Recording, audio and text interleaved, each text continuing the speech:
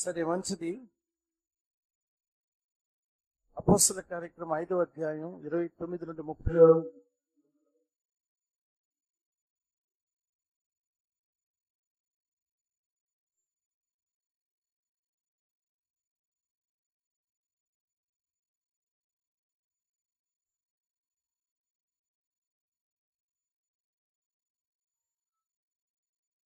అందు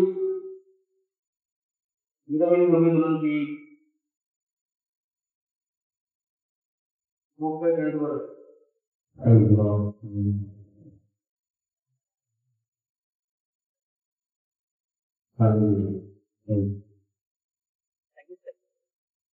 అందుకు పేతురును, అపోస్తలులను, మనుషులకు కాదు దేవునికే మేము లోబడవలను కదా.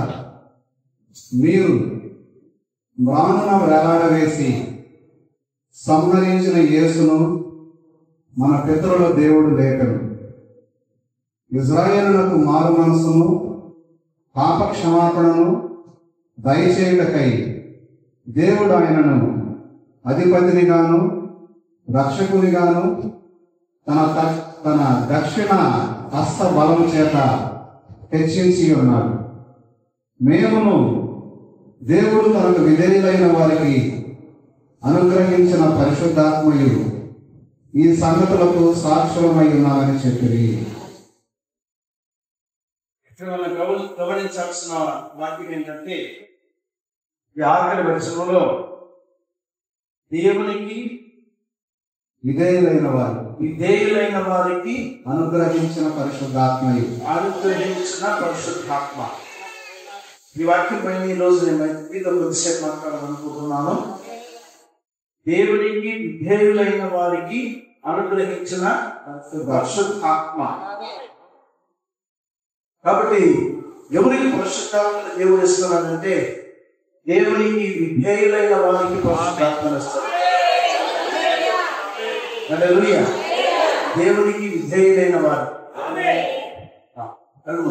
ప్రేమ మా తండ్రి, సమయంలో ప్రభావ కొద్దిసేపు మా అందరితో నేను మాట్లాడండి. మా పొరపాట్లు, మా అపనమ్మకాలు, మా పాపములన్నీ క్షమించండి. నిశ్చయంగా మీ యొక్క అభిషేకాన్ని మీరు మాకు దయచేసి, జీవాలను మీరు మాకు దయచేసి ప్రభా తండ్రి, మరి బలహీనత ఉన్న మా శరీరాన్ని మీరు బలపరిచి జీవాహాన్ని మీరు మాకు దయచేయాలని, విధంతో మీరు మాట్లాడాలని సహాయం దయచేయండి. యేసుక్రీస్తు దివ్య నామములో ప్రార్థించి వేడుకుంటున్నాను తండ్రి. మనం కూర్చో.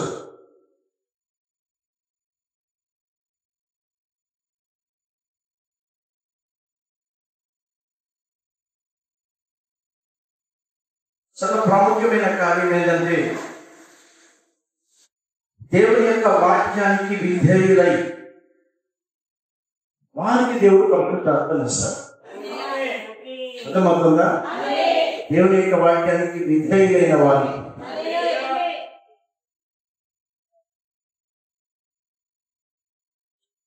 యేసు కూడా ఆయన బాప్తిసాన్ని పొందినప్పుడు దేవుని ఆత్మ ఆయన పైన దిగింది. కాబట్టి యోర్దానులో ఆయన బాప్తిసం తీసుకెళ్ళడానికి పోయినప్పుడు పాప విషయంలో కాపు ఆయన బాప్తిసం తీసుకెళ్ళింది. ఆయన పాపి కాదు ఆయన. అయితే వాక్యాన్ని నెరవేర్చాడు ఆయన. వాక్యం ఏం చెప్తుందో దాన్ని చేశాడు ఆయన. ఏంటి వాక్యాన్ని నెరవేరుతుందంటే, కొన్ని ప్రధాన యాజకుడు కనబడాలి. పాప విషయంలో కాపు ఆయన బాప్తిసం తీసుకున్నది. పాపక్షమాపణ పొందుటకు ఆయన పాపం చేయని వారు, పాపం లేనివారు. కాబట్టి పాపము లేని దేవుడు ఎందుకోసం బాప్తిసం తీసుకున్నాడు అనేది ఒక ప్రశ్న. మానవ సంబంధిగా ఆయన బాప్తిసం తీసుకున్నది. ఆయన యాజకుడు కనుక యాజకత్వం చేసేదానికి ముగ్గురు యాజకుడు కనకపడాలి. అందరూ బట్టి ఆయన బాప్తిసం తీసుకున్నారు. కాబట్టి బాప్తిసం ఇచ్చి యోహాను దగ్గర బాప్తిసం పొందేటప్పుడు యోహాను ఏమడిగినాడంటే, నా దగ్గర మీరు బాప్తిసం పొందేది, మీ దగ్గర కదా నేను పొందాలి అన్నప్పుడు దేవుడు ఒక మాట అన్నాడు అక్కడ, నీతి యావత్తు ఇలాగ మనము చేయవలసిన వాళ్ళని ఉన్నాము. నీతి యావత్తు అంటే, నీతి అంటే ఏంటంటే వాక్యాన్ని నెరవేర్చేదే నీతి, వాక్యానికి లోపడేదే నీతి. ఈరోజు ఎంతమంది బాప్తిసం పొందారు? ఈ 11 మంది ఈ రోజు నీతి చేశారు. ఏంటి ఆ నీతి? దేవుని యొక్క ఆజ్ఞకి లోబడిందే నీతి. వాక్యానికి లోబడితే నీతి. అవును, వాక్యాన్ని వాళ్ళు అంగీకరించారు కాబట్టి యేసుక్రీస్తు నామములో బాప్తిసాన్ని పొందారు. ఇది నీతి. ఆ విధంగానే వాక్యాన్ని చేతియే నీతి అనేది మర్చిపోకూడదు.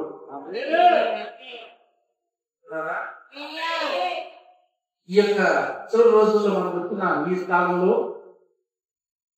కొద్ది రోజుల్లో ఎప్పుడో మనకు తెలియదు కానీ ఎత్తబట్ట జరిగిపోతుంది. ఈ ఎత్తబట్ట జరిగిపోయేదానికి మనుష్య ప్రకారంగా జీవిస్తే కాదు ఎత్తబట్ట జరిగేది. మనం కూడా దేవుని యొక్క వాక్య నీతిని చేసే బిడ్డలుగా ఉండాలి. మన కాదు లోకానికి కనపరుచుకునేది, దేవుడు మనలో కనపడాలి. మనలో దేవుడు మనలో ఉన్నాడనేది లోకం చూడాలి.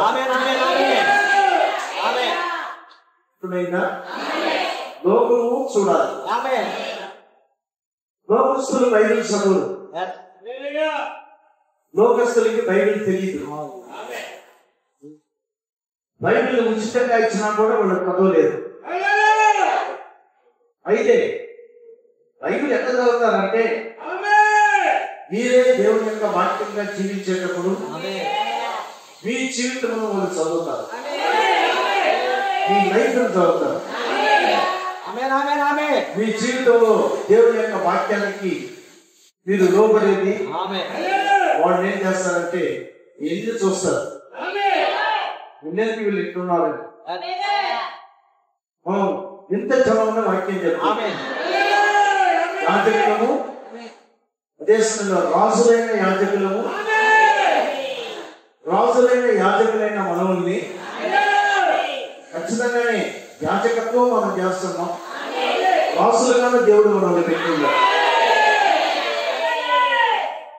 ఆచరణలో రాజు యాజకుడు అనలేడు. అందుకని ఒక రాజు యాజకత్వం చేయాలని పేరుతో పుస్తకం వచ్చింది. దేవుని యొక్క సముఖంలో పుస్తకం బట్టి ఎంతటికి ఎప్పటికీ దేవుని యొక్క సముఖానికి రాలేని ఒక మనిషి అయిపోయినా వాడు దేవుడు దీవించాడు. వాడు ఏం చేశాడంటే నేనే యాజకత్వం చేస్తానని చెప్పినాడు.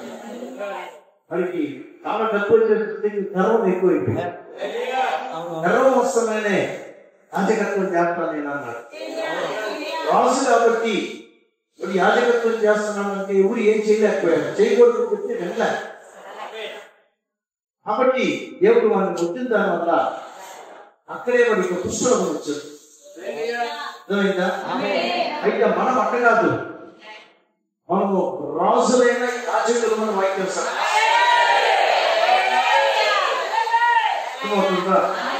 రాజులైన యాజకులు అన్నప్పుడు మనకి 2 దీవెనలు, 2 దీవెనలు దేవుడు మనకి ఇచ్చాడు. రాజులను, యాజకులు. రాజు ఒక రకమైన జీవితం, యాజకత్వం అనేది ఇంకొక రకమైన జీవితం. యాజకులు మాత్రమే సంవత్సరానికి ఒక్కసారి మహాపురుషంలో ప్రవేశిస్తారు. ఈరోజు మనం కూడా నిశ్చయంగానే దేవుని ఆత్మతో నింపబడిన వారమై దేవునికి ఇంపైన జనముగా జీవించినట్టు దేవుడు మనం ఏర్పరుస్తున్నాడు.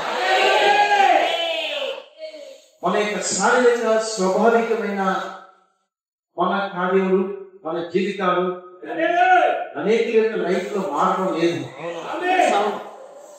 కారణం ఏంటంటే పరిశుద్ధాత్మకి వాళ్ళ జీవితంలో సంపూర్ణ స్వేచ్ఛగా మనల్ని ఏలుకునే స్వతంత్రాన్ని పరిశుద్ధాత్మకి ఇవ్వడం లేదు. ఆయన మన లోపలికి వస్తాడు కానీ అనేకసార్లు భయపడతాం మనం. అయ్యో మనము మన దేవుడు మనలోకి వచ్చినప్పుడు మీ ఇష్ట ప్రకారంగా చేసేదానికి రావట్లేదు. ఆయన చేసేదానికి వస్తాడు. అవును, కనుక దేవుడు వర్తమానాన్ని వినిన తర్వాత అమ్మైనా అన్నైనా ఎక్కడేమో ఈయనతో ఎక్కడే పోతావు మొదటేమనలేదు కానీ 10 రోజులైనా మా ఇంట్లో ఉండనప్పుడు గట్టిగా చెప్పిన మాట ఏంటంటే ఏం లేదు ఇప్పుడే వెళ్ళిపోతానని. ఒకవేళ వాళ్ళ ఇంటి వారు నువ్వు పోకూడదన్నా అని వినదాడు. ఎందుకంటే ఆ ఇష్టానికి భారీగా ఉండాలని దేవుడు ఏర్పరుస్తాడు. ఆ ప్రకారంగా సకసాగిలో ఉన్న మనం కూడా యేసుక్రీస్తు యొక్క భారీగా ఉండాలని దేవుడు ఏర్పరుస్తున్నాడు. దేవుడు ఏమన్నా ఏదైనా సరేనా అన్నింటినీ విడనాడి వదిలిపెట్టి దేవునికి భారీ అయ్యేదానికి మనం సమస్తాన్ని వధువు అన్న స్థానానికి మనం వచ్చినప్పుడు సమస్తాన్ని మనము విడనాడి వదిలిపెట్టి టోటల్ సపరేషన్ అంటారు. అన్నింటిలో మనం వేరే బయటకు రావాలి. ఒకటి కాదు, ఎప్పుడు కూడా మనల్ని మన పైన అదేమంటారు ఇన్ఫ్లుయెన్స్ అంటారు. ఇన్ఫ్లుయెన్స్ అంటే అర్థమైందంటే మన పైన ప్రభావం చెల్లించేదానికి ఒక కాలం అయిన తర్వాత నువ్వు సంపూర్ణంగా దేవునికి సమర్పించి దేవుని వాక్యానికి జీవితాన్ని సమర్పించి వాక్యానికి లోబడేది దేవునికి లోబడేది మర్చిపోకూడదు. అర్థమైందా? దేవుని యొక్క మాటకి లోబడినప్పుడు మాత్రమే దేవునికి లోబడుతున్నాం. దేవుని మాటకి లోబడకపోతే ఖచ్చితంగా దేవునికి లోబడేవాడు కాదు వాడు. అవును, కాబట్టి ఈరోజు వధువు కూడా ప్రభు కావాలి. ప్రభు ఆమె హృదయానికి బయలుపడింది. తన భక్తి వదిలి ఆయన ఎక్కాన్ని వాడని కొత్త ప్రసంగాల్లో చూస్తుందని ప్రసంగాన్ని విని ఆ ప్రసంగంలో తన భక్తులు చూస్తుంది. ఈరోజు మనం కూడా అంతే. వర్తమానంలోనే మన ప్రభుని మనం చూస్తున్నాం. వర్తమానంలో ఆయన యొక్క రూపును చూస్తున్నాం. వర్తమానంలో ఆయన గుణలక్షణాన్ని చూస్తున్నాం. వర్తమానంలోనే ధైర్యత్వాన్ని చూస్తున్నాం. వర్తమానంలోనే దేవుని యొక్క గుణలక్షణాలు మనకు కనపడుతున్నాయి. ఇలా ప్రవక్త ఏమంటాడంటే ఒక స్త్రీ తన భర్త యొక్క రూపై ఉన్నది, ఛాయ ఉన్నది. ఏం చెప్పాలంటే women is the image of a man. అనగా పురుషుడి యొక్క రూపు అని. ఏ రూపు? పై రూపు కాదు. అర్థమవుతుందా? దేవుని యొక్క రూపు మనలో రావాలంటే ఏ స్త్రీ అంతే. ఒక మంచి అన్యోన్యమైన భార్య భర్త వాళ్ళు జీవించేటప్పుడు భర్త రూపు ఆమెలోకి వస్తుంది. భర్త రూపు ఒకవేళ ఆమె ఎక్కడెక్కడ జీవించాడు అంటే లోకరీతిగా కాదు, కానీ ఆ అలవాట్లు వేరే ఉంటాయి. ఆమె వేరే విధంగా జీవిస్తుంది, ఆ విధంగా పెంపబడి ఉంటుంది. అయితే భర్తని పెళ్లి చేసుకుని పోయిన తర్వాత ఆ భర్త లేదు చూస్తాడానికి ఇట్లా కాదమ్మా ఇట్లా చేయాలని, ఈ విధంగా ఉండాలని. కాబట్టి భర్తలో ఉన్న రూపు అనేది నిజంగానే ఆదిలో వస్తుంది. మెల్లమెల్లగా ఆఖరికి ఏమంటారంటే మనుషులు భర్త ఏం చెప్తుందో అదే చేస్తుందా అని. భర్త ఏం మాట్లాడుతున్నాడో ఆమె అదే మాట్లాడుతుంది. భర్త రూపు ఆమె కనపడుతుంది అంటారు. అవును, దేవుడు వాక్యంలోకి వచ్చినప్పుడు ఎవ్వరు కూడా మనం ఆటంకపరిచేదానికి లే. ఈరోజు మా యొక్క నెల్లూరులో మా భర్తలు ఒక ఆమె ఉంది. వాళ్ళు ఆమె డబ్బు పెట్టి పెద్ద ఇల్లు కట్టారు. 2 కోట్లు ఏమో పెట్టి కట్టారంట. వాళ్ళు ఒక 10 రోజుల ముందే చెప్పారు, ఈరోజు మేము గృహప్రవేశం చేస్తున్నామన్నా మీరు రావాలన్నాడు. నేను చెప్తానే అని చెప్పాను. ఇక పోలని మా బంధువర్గం అంతా అక్కడే ఉంది. నేను చెప్పాను, అమ్మ నాకు 15వ తేదీ నాకు మీటింగ్ ఉంది, నేను ప్రయాణంలో ఉంటాను, వచ్చాక వెళ్ళిపోండి అన్నాడు. ఇది కాదు ముఖ్యం, దేవుడే ముఖ్యం, స్కూడికే ముఖ్యం.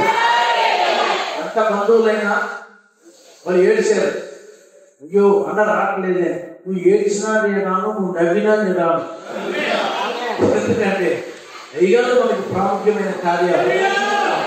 అవును, మనం జీవించే ఈ కాలంలో, ఈ యుగంలో ఎప్పుడు ప్రభు రాకమంటుందో మనకి తెలియదు. కాబట్టి చాలా ప్రాముఖ్యమైన కార్యం ఏంటంటే దేవుని ఎక్కువగా జీవించే వ్యక్తులు ఎలాగా, ఇదే మనం నేర్చుకోవాల్సింది. దానికి చివరి కాలంలో దేవుడు మనకి వర్తమానాన్ని ఇచ్చింది. ఆ వాక్యంలో దేవుడి మనస్సుని మనకి ఇచ్చాడు. దేవుడు ఏది అనుకుంటున్నాడో అది మనకి తెలియజేశాడు. దేవుని హృదయాన్ని బయలుపరిచాడు. మన వధువు ఎట్లుండాలని ఆయన దాంట్లో మాట్లాడాడు. కాబట్టి దేవుని ఆత్మతో నింపబడి దేవుని యొక్క వాక్యానుసారమైన జీవితం జీవించకపోతే ఖచ్చితంగానే గురిని మనం కోల్పోతాం. గురి కానీ మీరు కానీ పోగొట్టుకున్నారంటే అదే పాపం. మన గురి ఏంటో కాదు, మన గురి మన ప్రభు భూమిలో ఉన్నట్టే దేవుడు మనకి ఇచ్చిన గురి. కాబట్టి మనం ఆయన ఏర్పరుచుకున్నాడు. ముందుగానే మనం చూశారు. ముందు ఏర్పడతామని మనల్ని చూసి మనం ఏ విధంగా ఉంటామని ఆయన చూశాడు కనుక, మన రూపులు చూశాడు కనుక మన పేరు గొడుగుల జీవనంలో మనసు పెట్టాడు.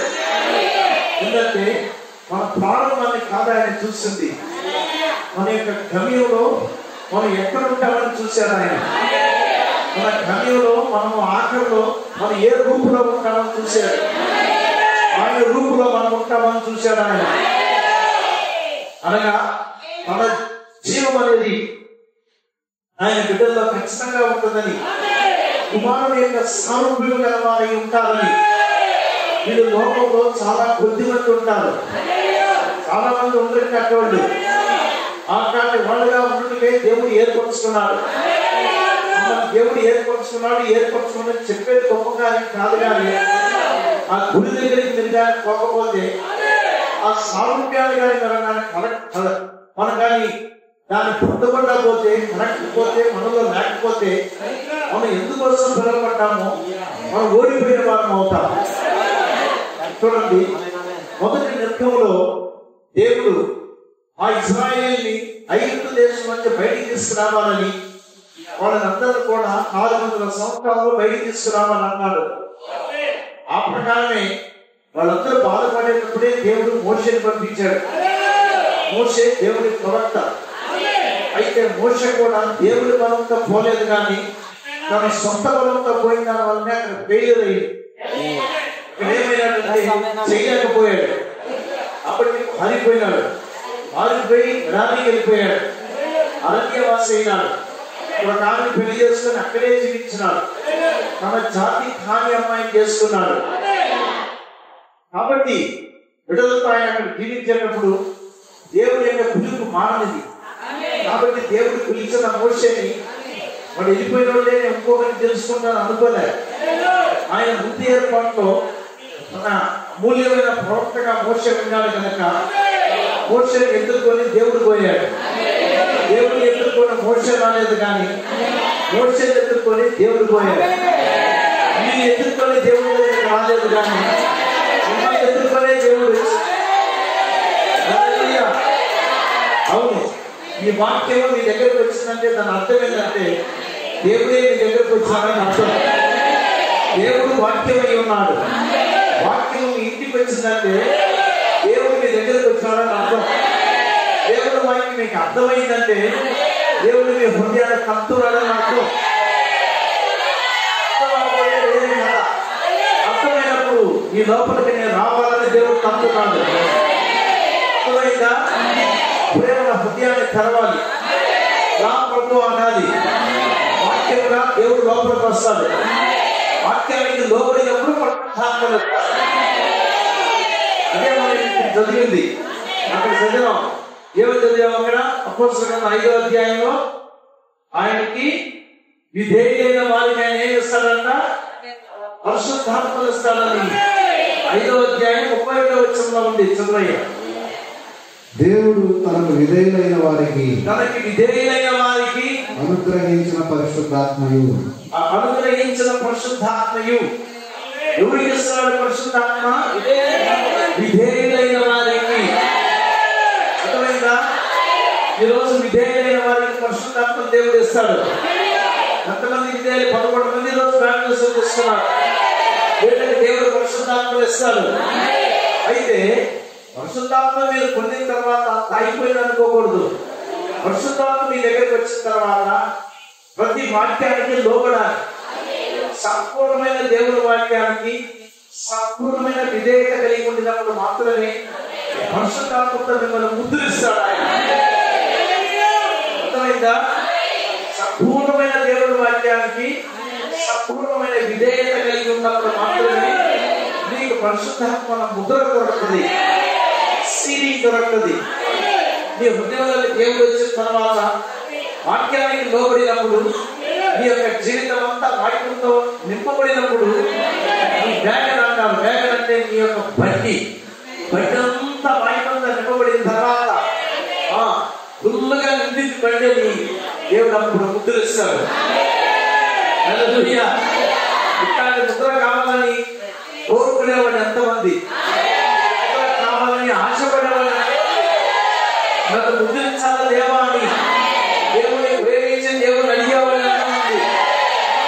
మీరు అడగాల, మీరే దేవునికి లోబడాలి, వాక్యానికి లోబడాలి.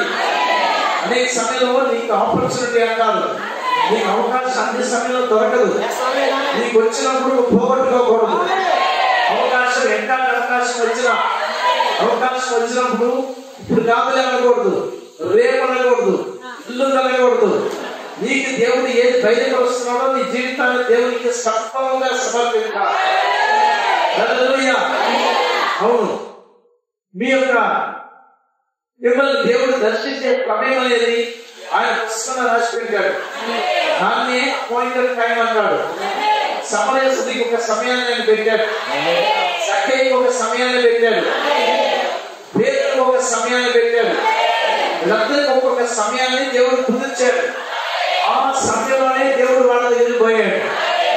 ఆ ప్రకారమే మీ రక్షణ కూడా ఒక సమయాన్ని పెట్టాడు ఆయన. ఆ యొక్క సమయాన్ని బట్టే మీ దగ్గరికి వచ్చింది ఆయన. ఎక్కడొచ్చాడు మీ దగ్గరికి? వాక్య రూపంలో వచ్చాడు. వాక్యంగా ఆయన మీ దగ్గరికి వచ్చినాడు. ఆ వాక్యం మీ దగ్గరకు వచ్చినప్పుడు మీరు వాక్యాన్ని అంగీకరించాలి. వాక్యం నాది, వాక్యం అంటే దేవుడు. ఆది యందు వాక్యం ఉండేను, వాక్యము దేవుడి దగ్గర ఉండేను, వాక్యము దేవుడై ఉన్నాడు. వాక్యాన్ని తిరస్కరిస్తే దేవుడిని తిరస్కరించడానికి అర్థం. వాక్యాన్ని అంగీకరించినప్పుడు దేవుడిని అంగీకరించడానికి అర్థం. వాక్యానికి చోటించినప్పుడు దేవుడికి చోటించడానికి అర్థం. హల్లెలూయా. అవును పిల్లారా, మన జీవితంలో దేవుడు ఏది చేసినా మన మేలుకే చేస్తాడు. ఆయన ప్రేమించిన వారికి సంవత్సరం కూడా సమకూడి మేలుకే జరుగుతుంది.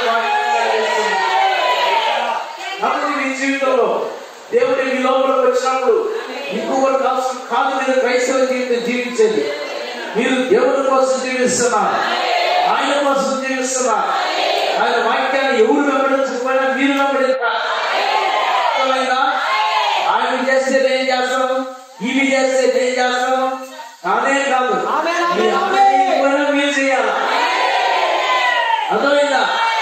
ఎవరు చేయకపోయినా ఆఖరి వాక్యం దేవుడు వాక్యం. హల్లెలూయా. అవును పిల్లారా, ఇంతకాలం దేవుడి వాక్యం అట్నే నడిచాను. దేవుడు కృపను బట్టి ఎవరు చేస్తున్నారో చేయలేదు. ఆమె వాక్యం దేవుడు నాకు ఇచ్చాడు, నన్ను పిలిచాడు ఆయన. నా కుటుంబం దేవుడిది, మనుషుది కాదు, సత్యాన్ని కాదు. కాబట్టి మనం కూడా అందంగానే ఉండాలి. మీరు పిలిచినాడు నన్ను, ఈ వాక్య ప్రకారంగానే జీవిస్తాను ఆయన. అప్పుడు దేవుడు మనల్ని ఆశీర్వదిస్తాడు. ఒక మాట దేవుడు మనకి ఇచ్చినప్పుడు ఖచ్చితంగా దాన్ని చేస్తాం. ఆయన చేయకుండా ఉండనే ఉన్నాడు. భూమి ఆకాశం గతించుకోను కానీ ఆయన మాటలో ఒకటి కూడా ఏది గతించకూడదు. కాబట్టి భయపడాల్సింది ఏమీ లేదు. ఆయన ఖచ్చితంగా చేస్తాడు. ఆయన హల్లెలూయా. చేసే తీరుతాడు ఆయన. ఎట్లా చేస్తాడు భయపడాల్సింది ఏమీ లేదు. చేసేది ఆయన. ఆయన నిజంగానే ఆయన ఏదైతే వాగ్దానం చేశాడో దాన్ని నమ్మినప్పుడు చేసే దేవుడు ఆయన. కాబట్టి ఇశ్రాయేలుని ఎన్నుకున్న దేవుడు ఇశ్రాయేలుని పిలిచినప్పుడు ఇశ్రాయేలుని ఐగుప్తు దేశంలోకి తీసుకుని వచ్చేటప్పుడు వాళ్ళు నమ్మినారు దేవుడిని. ప్రవక్త నమ్మినారు. ప్రవక్త నమ్మినప్పుడే ఆ యొక్క ఐగుప్తు దేశం నుంచి బయటకు వచ్చారు.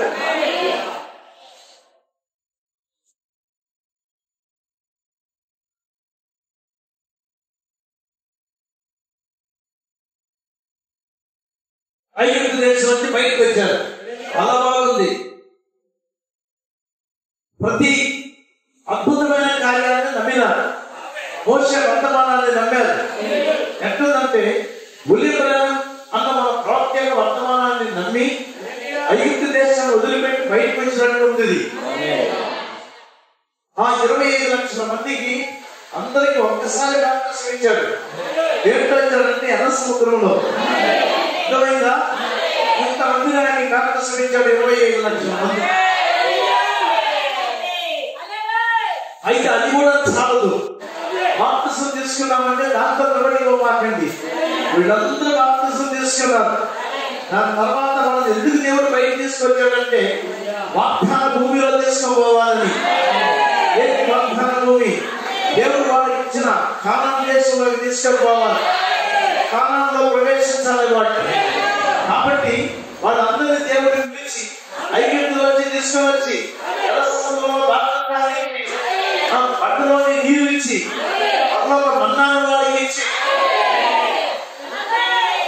ఇప్పుడు ఎక్కడ తీసుకుపోతున్నాడు? వాగ్దాన భూమిలోకి తీసుకెళ్ళిపోతున్నాడు. వాళ్ళు 2 రోజులు నడిస్తే చాలన్నాడు ప్రవక్త. 2 రోజులుగా నడిస్తే వాగ్దాన భూమిలోకి వెళ్ళిపోతారు. ఇప్పుడు పరీక్ష వచ్చింది వాళ్ళకి. మనకు కూడా అంతే. కాదేశ్ బర్నియా ఒక స్థలానికి వచ్చారు వాళ్ళు. అక్కడ నుండి కొద్దిసేపు కలిసి వెళ్ళిపోవచ్చు. కాదేశు బర్నియా అన్న స్థలంలో 2 రోజులు వెళ్ళిపోవచ్చు వాగ్దాన భూమికి. ఏమైంది అక్కడ? ఒక్కొక్క వాళ్ళ దాన్ని ఏమంటారంటే 12 గోత్రాలలో ఒక్కొక్కరిని ఎన్నుకొని 12 మంది లోపలికి పంపించారు. పోయి చూస్తున్నాడు. ఆ దేశం అట్టాడిది. దేవుడు ఇచ్చే దేశం మంచిదేనా? వారు దేవుడు ప్రవహించే దేశమేనా? మంచి భూమేనా అని దేవుడు చూసే వాళ్ళని పంపించారు. చూడండి, ఈ 12 మంది పైన వాళ్ళు పోయారు. అక్కడ ద్రాక్షలు తీసుకుని వచ్చారు. ఆ ద్రాక్ష ఎంత పెద్దదంటే కింద నుండి 4 అడుగులు పెద్దది. 4 అడుగులంటే ఒక్క 4-5 అడుగులు ఉంటుంది. దాని ఒక కర్రని తీసుకొని మోసుకొని వచ్చారు. అక్కడున్న ఫలాన్ని తీసుకొని వచ్చారు. ఫలం తిన్నారు వాళ్ళు. వాళ్ళు దేవుడు ప్రవహించే దేశాలను చూశారు. చాలా బాగుందన్నారు. అయితే ప్రాబ్లం ఏంటంటే అనాథులు అన్న రాక్షసులు ఉన్నారు అక్కడ. ఎవరున్నారు అక్కడ? ఎవరున్నారట? రాక్షసులు. అనాథులన్నా రాక్షసులు ఉన్నారట అక్కడ. ఇక్కడ ఎన్ని రాక్షసులు ఉన్నారు తెలుసా? ఇక్కడెక్కడ ఉన్నారు రాక్షసులు? ఇక్కడ రాక్షసులు ఉన్నారు. ఈ చర్చలో రాక్షసులు. రాక్షసు ఎవరే కాదు, ఈలోనే ఉంటారు.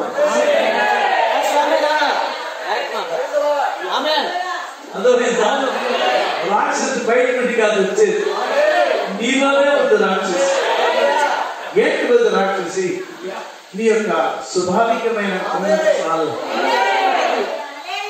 అవును, నీ సొంత గుణ లక్షణాలు. అవును. నాకు శత్రువు ఎవరో కాదు, నేనే నాకు శత్రువు. కాబట్టి మనుషులు ఏమంటారు? అయ్యో, ఆ శత్రువుని నేను జయించలేను, ఆ అనాథులను నేను జయించలేను, వాళ్ళు మాకన్నా బలిష్ఠులు, మమ్మల్ని చంపేస్తారు, నాకు బలం చాలదు మా దగ్గర అంత శక్తి లేదు అని ఎంతమంది ఈ రోజు అలాగే అనుకుంటున్నారు. అయ్యో దీన్ని జయించలేదు, దాన్ని జయించలేదు, వాళ్ళ ఇది ఉంది, ఈ బలహీనత ఉంది, అది ఆఖరికి రాక్షసి మాదిరి తేలిపోయింది. అర్థమైందా? చాలా మంది కూడా అదే విధంగానే చర్చికి వస్తా ఉంటారు, కప్పున ఆగిపోతారు. ఏమంటే ఏదో ఒక రాక్షసి పట్టుకుంటారు. నిజమా కదా? జయించలేదు. వద్దులయ్యా, నాకు వద్దు. అక్కడే నీ యొక్క బలహీన దాన్ని నువ్వు జయించకపోయినావంటే దేవుడి దగ్గర అర్థం రానే రాదు. మనుషులు చూసేదానికి కాదు మనం చర్చకొచ్చాం. వాళ్ళ జోన్లో వేదల జోన్లో కాదు. రానికుండా చేసేదే సైతాన్ని పని. ఏదో ఒకటి చెప్తాడు, ఏదో ఒకటి చేస్తాడు. నేను అక్కడికి పోతే వాళ్ళు ఆ మాట అన్నారు, వీళ్ళు ఈ మాట అన్నారు. నువ్వు ఎందుకు వాళ్ళ మాట్లాడతావు? నువ్వు వాక్యాన్ని విని. అవును, పురుషులైనా అంతే, స్త్రీలైనా అంతే అనుకుంటారు. ఆ చర్చ లేకపోయినా నేను వెళ్ళిపోతానని. చర్చ లేకపోతే మాడిపోతాం, చర్చ లేకపోతే పూర్తి అయిపోతాం, చర్చ లేకపోతే బలం లేకుండా పోతాం. అవును, ఇది ఎట్లుంటదంటే నిజంగానే ఘనఘనం పడుతున్న పొయ్యిలో నుండి ఒక్క అదేమంటారంటే మండుతున్న ఒకే ఒక అదేమంటారు ఎర్రగా మండుతున్న నిప్పు కడిగి తీసి బయట పెట్టండి, కొద్దిసేపు ఏమైపోద్ది, అయిపోద్ది. మళ్ళా దాన్ని నిప్పులేయండి, ఏమవుద్ది? అంతే క్రైస్తవ జీవితం కూడా. మీరు ఎందుకు దేవుడు దగ్గరికి వస్తున్నారు? ఘనఘనంగా మండేదానికి. మీరు దూరమైనా బూడిదైపోతారు. అర్థమవడం మనిషి అర్థమవడం లేదు. ఎవరి కోసమే కాదు వచ్చేది. అవును, వాళ్ళ కోసం వీళ్ళ కోసమే కాదు. వాళ్ళు ఏమనుకుంటారు, వీళ్ళేమనుకుంటారని కాదు. వాళ్ళు ఏమంటారు, వీళ్ళేమంటారని కాదు. ఎవరు ఏమన్నారని ఎట్టన్నా మాట్లాడమని. ఆమె నేను పోయేది మనుషులు చూసేదానికి కాదు, నేను పోయేది మనుషులు మాటలు వినేదానికి కాదు, నేను పోయేది దేవుడిని చూసేదానికి. దేవుడు అయి ఉండాలి, ఆయన మాట నీ జీవితమై ఉండాలి, ఆయన వర్తమానం నీ యొక్క జీవిత విధానమై ఉండాలి. క్రీస్తులో ఈ మనసు కలిగిన వధువుగా మనం ఉండాలి. లోకస్తులే కాదు మనం.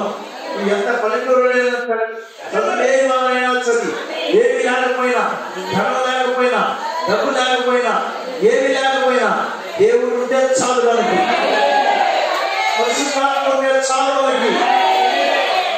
హల్లెలూయా.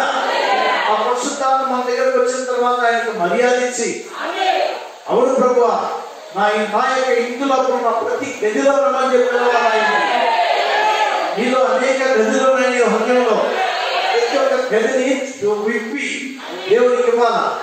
ఇచ్చేదానికి ఎంతమంది సిద్ధంగా ఉండాలి? అవును, ఇజ్రాయేలుని కాదేశ్ అనే స్థలానికి తీసుకువచ్చినప్పుడు వీళ్ళందరూ అక్కడ పోయి ఆ యొక్క అనాథులను రాక్షసులు చూసినప్పుడు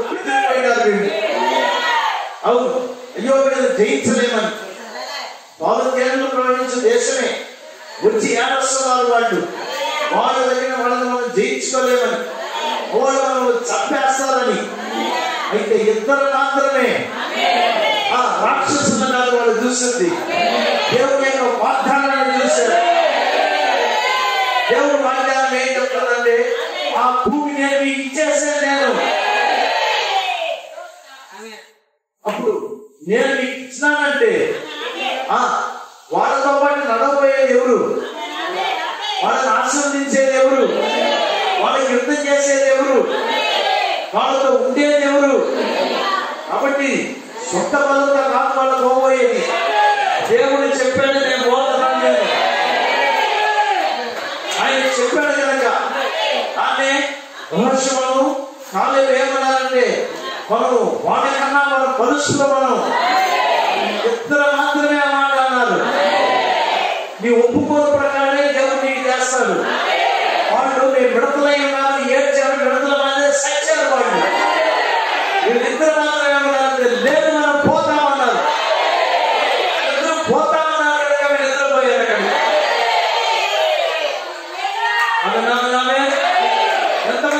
లోకాన్ని జయించుకొని పొందకపోతారు. వాళ్ళు ఎంతమంది జయించుకుంటారు? లోకాన్ని ఎంతమంది జయించుకుంటారు? టీవీని ఎంతమంది జయించుకుంటారు? ఈ స్వకీయ ఆశలు ఎంతమంది జయించుకుంటారు? ఎంతమంది నగలని జయించుకుంటారు? మేకప్ ఎంతమంది జయించుకుంటారు? చెప్పేది దీనికా నువ్వు బానిసైనా అంటే ఓడిపోయినా అర్థం. ఇమా కాదా? పమ్మకు పోయినట్టు ఊరు సొమ్ము నగలు వేసుకొని పోరాడు. ఏమంటే వేసుకున్నది సమాధిలో పోవాల్సి దొంగ వచ్చి ముప్పి బీచ్ తీసుకొని పోతుంటే వాడు భయపడ్డవాడు. ఏమంటే ఈ బంగారం అనుకుంటే వాడికి సారా అయిపోతుంది, దొరకదా. కాబట్టి అందరూ వెళ్ళిపోయిన తర్వాత ఏం చేస్తాడు? కూర్చి తుమ్ము పోసి దాంట్లో తీసుకో అన్నీ పెట్టి కూర్చిపెట్టి అవును కూడా నగలు వేసుకుని ఉన్నప్పుడు మీరు ఎట్లా కూడా ఉండదు, ఉన్నట్టుంటారు. మీరు ఎట్లుంటారు కదా? అలా ఆడతారు, మహిమా శరీరంలో ఆడతారు. ఆమె దుఃఖంతో ఉండరు, చాలా సంతోషంగా ఉంటారు. అవును, ఈ 30 సంవత్సరాలు 40 సంవత్సరాలు 50 సంవత్సరాల శరీరం ఉండదు. ఆడవాళ్ళకి అంత 18 సంవత్సరాలు శరీరం ఉంటుంది. ఎంత అందమైన జీవితాన్ని దేవుడు చేస్తున్నాడు. ఎంత పెద్ద ముసలిగా ఉండాలని ఆశపడుతున్నాడు. నేను చెప్పి కరెక్ట్ గా ఉన్నాను. నేను ముసలిగా ఉంటాను కదా, పల్లాపోయి కూడా. నేను 19 సంవత్సరాలు వచ్చాను ఈ వర్తమానాన్ని. ఇప్పుడు ఎంత అయింది? 66 సంవత్సరాలు అయింది. ఇప్పుడు అంతా నన్ను ఏమంటున్నా అంటే ఆయన నేను నడిస్తే ఈ పక్క పడుకుంటున్నాను. ఏంటి నాకు ఇంకా 80 సంవత్సరాలు పడేది, నాకు ఇంకా 80 సంవత్సరాలు రాలేదు. నేనేం పడలేదు. అయినా నిజమే అవును. ఇంకో 4 సంవత్సరాలు అయితే 70, 3 సంవత్సరాలు అయితే 70 సంవత్సరాలు ఫినిష్. బలం ఉంటే 70 సంవత్సరాలు, అతి బలం ఉంటే 70 సంవత్సరాలు. అందులో నువ్వు ఎక్కయ్యా నువ్వు తిరగకుండా అంటున్నావు. తిరగకుండా అంటే ఎందుకు తిరుగుతున్నావు అంటే దేవుడి యొక్క బిడ్డల యొక్క ప్రార్థన. నాతో ప్రయాణంగా వెళ్తున్నారంటే 2 రోజులు లీవ్ నిలుపుకొని పట్టుకుంటాడు మా తమ్ముడు. ఏమంటే మా అన్న ఎంత తిరుగుతున్నాడు? ఒళ్ళు నొప్పులు, నడుము నొప్పులు, కాళ్ళు నొప్పులు, నడుము బాగలేదు, ఏది బాగుండదు. నేను ఏదైనా తింటా, ఎక్కడైనా పడుకుంటా, ఎక్కడైనా జరగతా. దేవుని కృప. హల్లెలూయా. అవును, ఆ యొక్క అదేమంటారంటే కావాలంటారు. ఏముంటారు?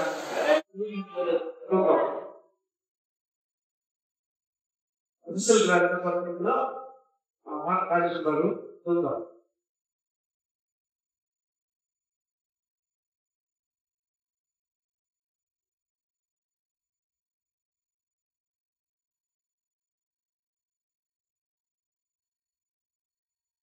రెండవ అధ్యాయం 1వ వచనం.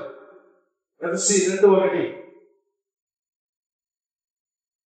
మీ అపరాధముల చేతను మీ పాపముల చేతను మీరు సచ్చిన వారై ఉండగా ఆయన మిమ్మల్ని క్రీస్తుతో కూడా బ్రతికించెను. మీరు వాటిని చేయించు వాయుమండల సంబంధమైన అధిపతిని, అనగా అవిధేయులైన వారిని ఇప్పుడు ప్రేరేపించు శక్తికి అధిపతిని అనుసరించి ఈ ప్రపంచ ధర్మము చొప్పున మునుపు నడుచుకోండి. ఇంకొక వాక్యము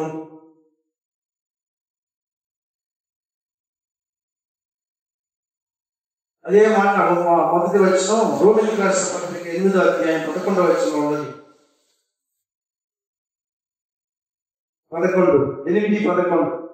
8:11 రోమన్. మృతుల్లో నుండి యేసును లేపిన వాని ఆత్మ మీలో నివసించిన యెడల మృతులలో నుండి క్రీస్తు యేసును లేపిన వాడు సావునకు లోనైన మీ శరీరములను కూడా మీలో నివసించుతున్న తన ఆత్మ ద్వారా జీవింపజేయును. అక్కడ బ్రతికించను అన్నాడు, ఇక్కడ జీవింపజేయను అన్నాడు. ఇంతవరకే మాట పెట్టగలిగినాడు తెలుగులో, వేరే మాటలు లేవు. అయితే అన్నాడు. ఈ క్రికెలింగ్ అన్న మాట నేను పోయి ఫిక్స్ జరగాలి, నాకు తెలియదు దాన్ని ఏం చెప్తారు.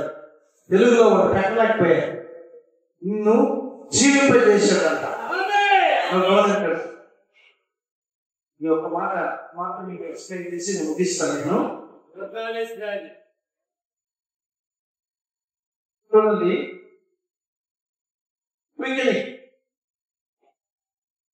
జీవింపజేసాను లేకపోతే బ్రతికించను, ఇది కొత్తవాడిని మాత్రమే అర్థాన్ని వస్తుంది.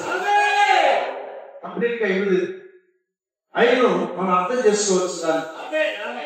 చూడండి,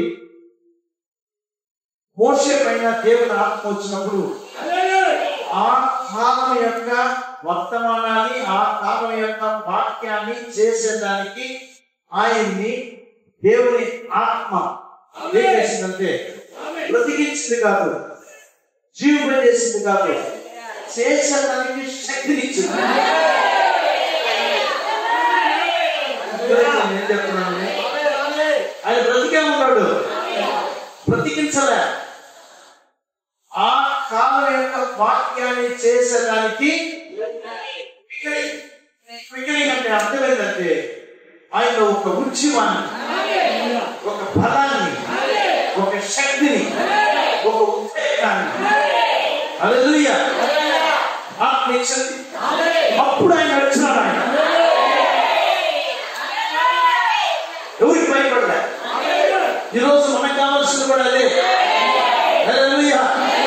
అమ్మ ఎక్క రావాలనుకుంటాం, మా చర్చికి నేను కూడా నిలబడిపోతాను. అక్క కాదు, అన్న కాదు, నీ విషయం లేదు. అర్థమైందా? నన్ను తీసుకొని నుంచి కొత్త బాలలో తీసుకొని వెళ్ళినట్టు వాళ్ళ లోకానికి వెళ్ళిపోయినారు. మా చిన్నమ్మ, మా చిన్న ఆయన వాళ్ళు పోయిన వాళ్ళు బాగుపడతారు. నేను పోయేది అనుకుంటే నేను పోలే, వాళ్ళకి నాకు సంబంధమే లేకుండా పోయింది. చిన్న మళ్ళీ వర్తమానం తీసుకొని వర్తమానం నేను వచ్చేదానికి దానికి దారి చూపించింది. ఆఖరికి బాజాలే గారు లోకంలోకి పోయినారు. అంటే కట ఎవరు, నేను ఎవరు దాదాపు 30 సంవత్సరాల తర్వాత చూసిన మళ్ళీ వాళ్ళు. అంటే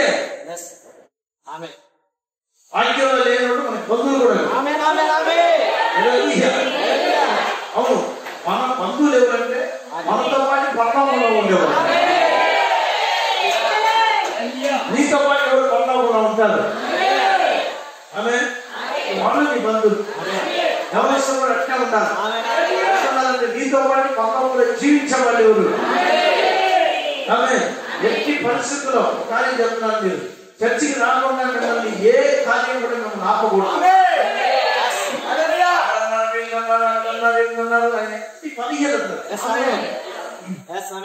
ఎవరు ఏమన్నా అనుకోని అది కానీ పనిచేసిందంటే నువ్వు బలహీనత అయిపోతాయి. తెలుసు సైతానికి ఎక్కడైనా చర్చలో చాలిపోయాలి, ఆపేసాలని జయించాలని అర్థం. ఆమె మనం ఎక్కడుంటాడు, మన మనుషులు ఎక్కడుంటారంటే కొంచెం అంటే వెళ్ళేది రోషం. రోషం మనం చెప్పి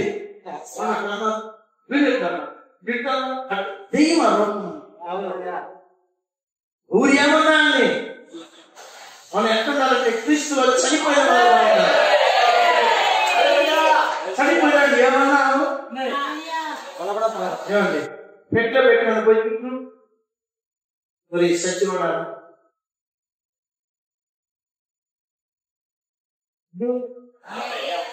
సత్యవాడిని ఏమి తిన్నా వాడికి ఏమి క్రీస్తులో మరణించిన వాడు అంటున్నారు.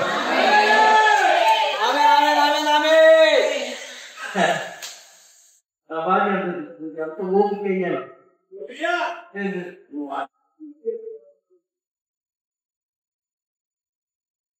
నువ్వేమన్నా అనుకోరు. మన ప్రాచీన స్వభావము ఆయనలో సిలువేయబడినది. ఇది నమ్మాలా? నీ ప్రాచీన స్వభావం అనేది ఆయనతో సిలువేయబడింది. ఏంటి నీ ప్రాచీన స్వభావం అంటే? నీ పాత స్వభావం. హల్లెలూయా. అవును, ఇంకా రాలే ఆ యొక్క స్థితికి రాలే మనుషులు. ఇంకా ఓ ప్రసంగికులు కూడా భలే కోపం, భయంకరమైన కోపం. ఎవరు అంటాడు మంత్రి గారు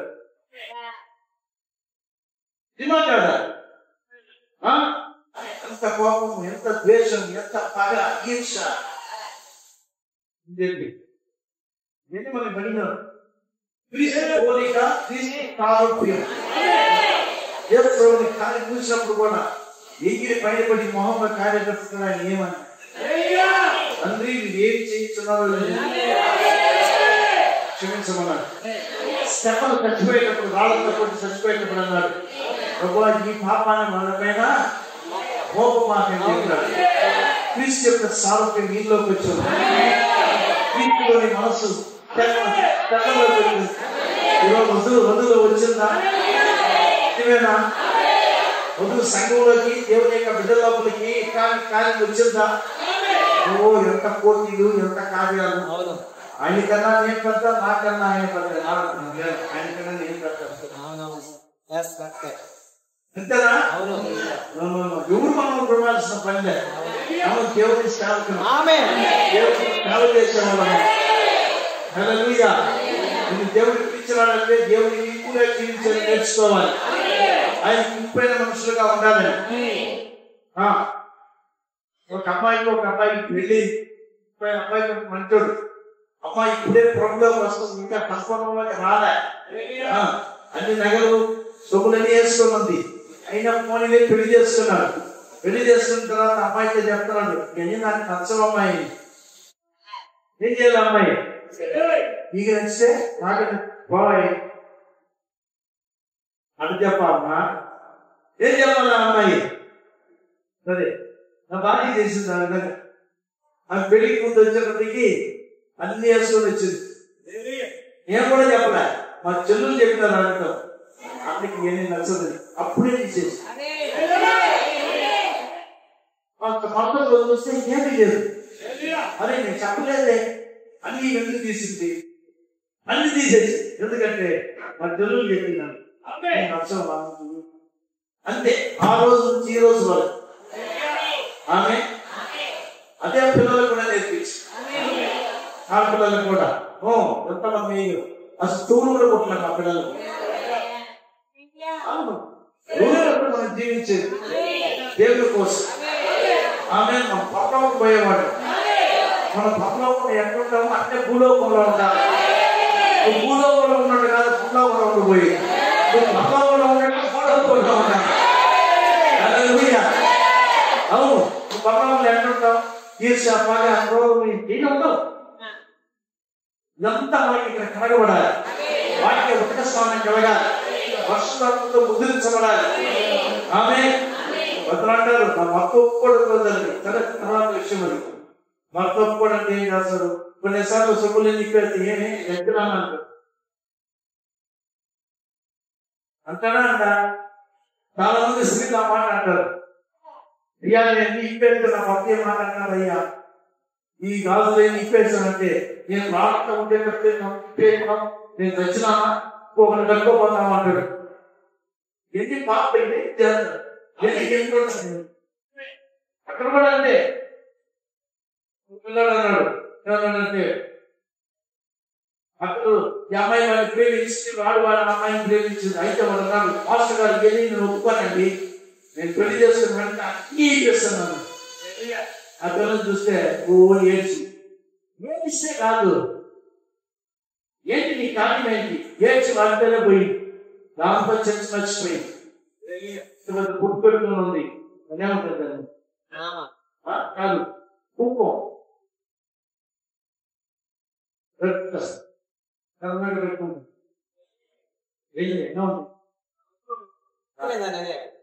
తెలీదా? అది పెట్టుకున్నాడు. మొన్న వచ్చింది చాలా కాలం అయిన వచ్చింది. నన్ను చూసిన నిన్న నీళ్ళు పెట్టుకుంది. ఎందుకు వచ్చిందంటే వాడు అబ్బాయికి దెయ్యం పెట్టింది కాబట్టి తీసుకోలేదు. వాళ్ళ పాఠం చేయించుకుంటారు. నువ్వు ఎక్కడ మీ నాన్న ఏ విధంగా పెంచేది నువ్వేం చెప్పైనావు వాళ్ళకి వాడా దెయ్యం పోలే ఇస్తున్నా పాఠం చెప్పి వెళ్ళిపోతే మాత్రం కాదు. వాళ్ళ ప్రజలు మంచి క్రైస్తవులు సరే. కాబట్టి మన లైఫ్ లో కూడా అంతే. దేవుని యొక్క వాక్యానికి సంపూర్ణమైన దేవుని వాక్యానికి సంపూర్ణమైన ఏమంటారు చదివినప్పుడు మాత్రమే. చూడండి, ఆదేశం స్థలానికి వచ్చినప్పుడు వీళ్ళందరూ అక్కడ పోయి ఏడిసి బయటకు వచ్చి ఇక్కడికి వచ్చి ఏడుస్తున్నారు. దేవుని ఏడుస్తున్నారు. అయ్యో అక్కడ పోతే మనం కుదరదు, రాక్షసులు మనం సంచాస్తారని. దేవుడు ఏమన్నాడు? నిన్ను ఐగుప్తు దేశంలో తీసుకుని వచ్చిన దేవుడు ఖచ్చితంగా నేను వాగ్దాన భూమిలోకి తీసుకుపోయేంత వరకు, వాగ్దాన భూమిలోకి తీసుకుపోయేంత వరకు దేవుడు నీతోనే ఉంటాడు. దూత నీతోనే నడుస్తాడు. అగ్నిస్తంభం నీతో నడుస్తాడు. మేఘస్తంభం నీతో వస్తాడు. నువ్వే ఒంటరిగా పోయేది కాదు. అక్కడ నీ ముందు దేవుడు అంటాడు. నేను నడిపించేది దేవుడు. ఆ ప్రకారమే ఈ రోజు వర్తమానంలో ఉన్న మనము వాక్యంలో నడిచినప్పుడు ఎప్పుడు భయపడాలని లేదులే. వాక్యానుసారంగానే జీవిస్తా. వాక్యానుసారంగా లైఫ్ నేను అనుకుంటా. వర్తమానం ఏం చెప్తుందో ఆ ప్రకారంగానే నడుస్తా. నేను వర్తమానం ప్రకారంగానే పెళ్లి చేసుకుంటాను. వర్తమానం ప్రకారంగానే జీవిస్తాను. నేను భయపడకూడదు. దేవుడు నిన్ను నడిపించే దేవుడు ఆయన. నిన్ను విడువను ఎడబాయను. నిన్ను విడువను ఎడబాయను. నిపుణము కలిగి ధైర్యంగా మాట్లాడుతున్నాను. నిపుణము కలిగి ధైర్యంగా మాట్లాడుతున్నాను. వర్తమానం నడిచేటప్పుడు యెహోషువతో మాట్లాడిన దేవుడే ఈ రోజు మనతో ఉన్నాడు. ఆయన యెహోషువను నడిపించిన దేవుడే ఈ రోజు మనతో ఉన్నాడు. ఆయన బలపరిచిన దేవుడు మనలో బలపరుస్తాడు. నడిపించిన దేవుడు ఈ రోజు మనలో నడిపిస్తాడు. దానికే వర్తమానం ఇచ్చింది. దానికే వాక్యాలు ఇచ్చింది. దానికే దేవుడు యెహోషువను పంపించింది. దేవుడు యెహోషువ పరిశుద్ధాత్మ యెహోషువ. మోషే చనిపోయాడు. యెహోషువను దేవుడు పంపిస్తున్నాడు. ఈ రోజు మన ప్రాంతం చనిపోయాడు. మన ప్రాంతం లేడు. మన ఇప్పుడు మన ప్రాంతం లేడు. కానీ పరిశుద్ధాత్మ అర్థమైందా? ఈ పరిశుద్ధాత్మతో నింపబడాలి. ఈ పరిశుద్ధాత్మ వాక్యానుసారంగానే నడిపిస్తాడు. వర్తమాన ప్రకారంగానే నడిపిస్తాడు. వర్తమానంలో జీవించి వర్తమానాన్ని అంగీకరించి ఈ వర్తమానమే మన బైబిల్లోకి తీసుకెళ్ళిపోవాలి. వర్తమానం బైబిల్లో వచ్చింది.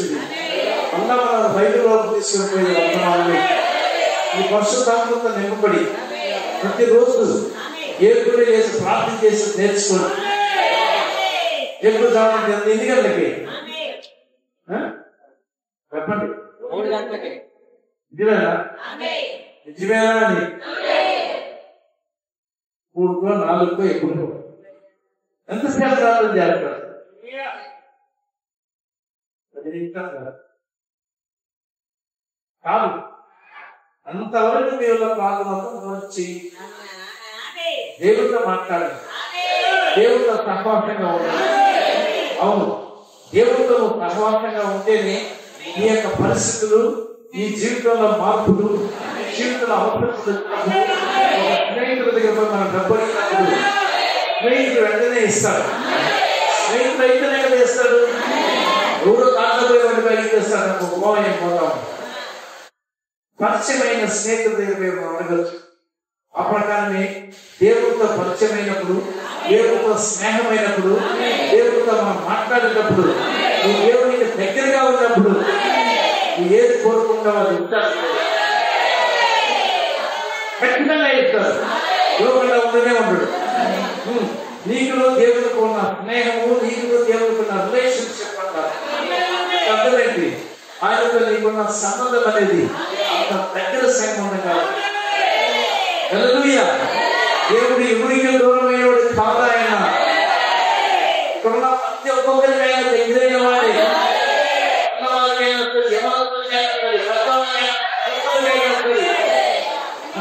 మనకందరికైనా దగ్గరైన వాడు. మనకందరి కోసం శ్రమ వచ్చాడు, అందరి కోసం ప్రాణం పెట్టాడు, మనందరి కోసం జీవాన్ని ఇచ్చాడు. హల్లెలూయా. వింటున్నారా? నిజమేనా? దేవుడు ఆత్మతో నింపబడి వాక్యానికి లోబడి సంపూర్ణమైన దేవుడు వాక్యానికి సంపూర్ణమైన లోబడుట ఆత్మలో మిమ్మల్ని ముద్రించడానికి ఇది మాత్రమే దానం చేస్తున్నారు. దేవునికి స్తోత్రం. ఎంతమంది పరిశుద్ధాత్మ కావాలని ఎంతమంది నిజంగా కావాలని వాక్యానికి లోపడాలని ఎంతమంది ఆశ? ఖచ్చితంగా నేను దేవుని యొక్క వాక్యానికి లోపడాలి, సంపూర్ణమైన వాక్యానికి నేను లోపడాలి. నిజమేనా? నిజమేనా?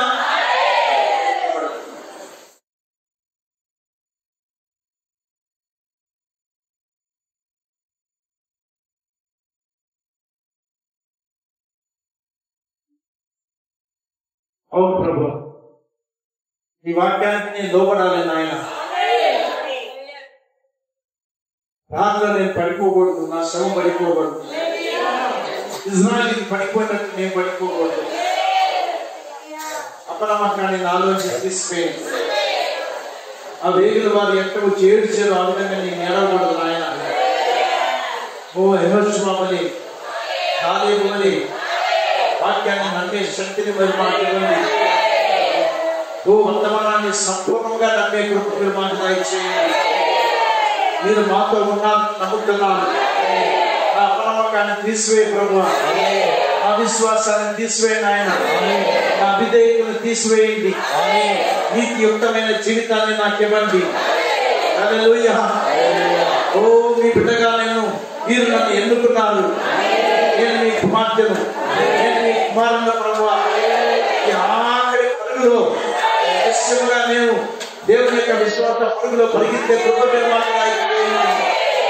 పృథివీకైనా ఎడమకైనా మేము రాలిపోకుండా వాక్య వాకులో నడిచే కృప దయచేయమని ప్రార్థిస్తున్నాను. ఎంతమంది ఆశపడుతున్నారా? ప్రభువా, ఇదిగో చేతులెత్తిన ప్రతి వారిని దీవించండి, ఈ ఆత్మతో నింపండి, దయచేయండి. దేవుని ఇంకా జీవితంలో సహాయం దయచేయండి. దేవుడు తనకి లోపడిన వారికి, తెలియలేని వారికి నీవు నిన్న నేడు నిరంతరం మారిన దేవుడివి. హల్లెలూయా. కొడుదనాన్ని తీసివేయండి, అసహ్యతను తీసివేయండి, లోక కార్యాలను తొలగించండి ఆయన. ఎక్కువగా జీవించే కృప దయచేయండి.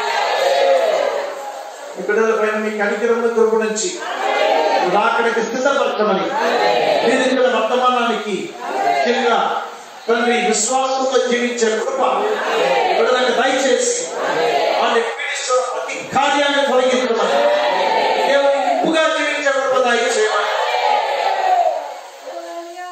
దేవునికి విధేయులైన వారికి అధ్యాత్మని వాక్య విధేయత విధేయత విధేయత వాక్యాలు ఆ విధేయతని బిడ్డలను కలిగించేయమని, బిడ్డలు ఆశీర్వదించి దీవించి నడిపించమని యేసు క్రీస్తు దివ్య నామములో ప్రార్థించి వేడుకుంటున్నాము తండ్రి. ఆమేన్. ఆమేన్. ఆమేన్. ఆమేన్. దేవుని అందరూ దీవించుగాక.